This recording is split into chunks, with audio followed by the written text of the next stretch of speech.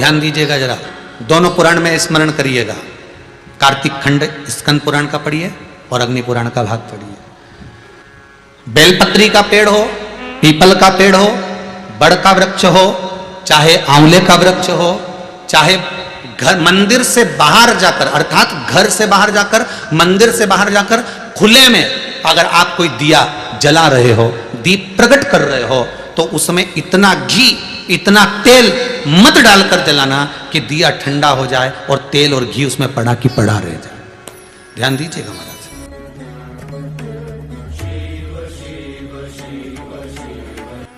कई बार आपके साथ में भी हुआ होगा,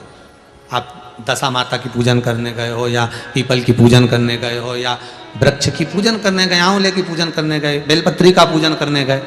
तुमने तो दिया में घी डाल लिया ज़्यादा, बत्ती भी लगा दी तुमने, और इस भाव से लगाई कि जलेगा थोड़ी देर तक, और मालूम पड़े तुम्हारी पूजन हुई, हवा का वेग आया, दिया ठंडा हो गया और उसमें घी पड़ा रह गया, उसमें तेल पड़ा रह गया। महाराज, जिस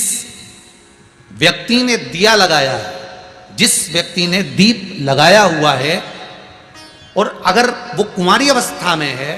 तो अकेला शरीर का कष्ट भोगता है, और अगर उसकी शादी हो गई होती है तो पति और पत्नी दोनों को शरीर का कष्ट भोगना पड़ता है। कहीं कमर दुखेगी, कहीं घुटना दुखेगा, कहीं पीठ दुखेगी, आंखों में जलन होगी, कहीं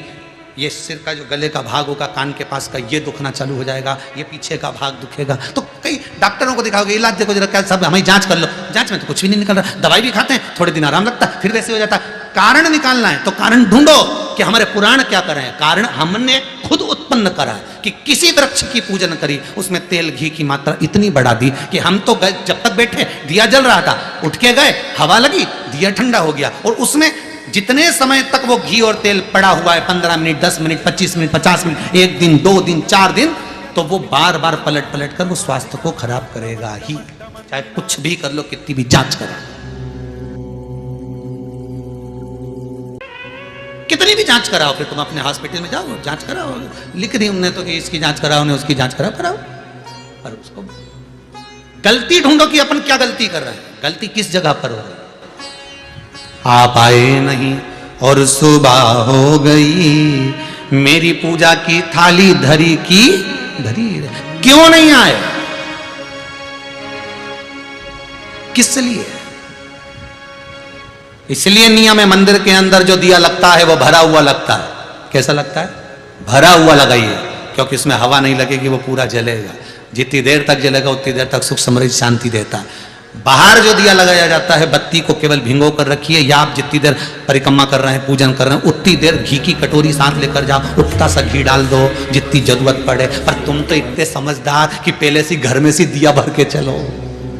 तुम तो इतने समझदार कि घर से दिया भर के चलो, कटोरी में कौन ले जाए, सास के काय को ले जा रही है, कटोरी में भर के रहने दे, दिया भर ले, एक बार का लगा देंगे, लग देंगे, चलेगा जब तक चलेगा, अपन आ भी जाएंगे तो चलते रहेगा, जलते क्या रहेगा, हवा का वेग आएगा, बुझा देगा, ठंडा कर देगा, ठंडा करा, घी पड़ा रहेगा, तुम्हें कष्ट प्रदान करेगा,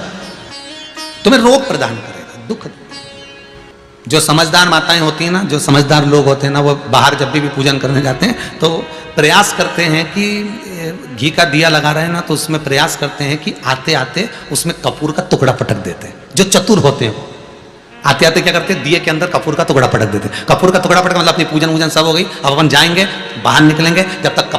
कपूर में इतनी दम होती है कि वो उस बत्ती को पूरे को जला सकता है, वो घी को भी पूरा जला सकता है। तो इतना सा कपूर का टुकड़ा उसमें पटक के और आ जाते हैं, जिससे वो पूर्ण जल जाए, पूर्ण तरह से हो जाए।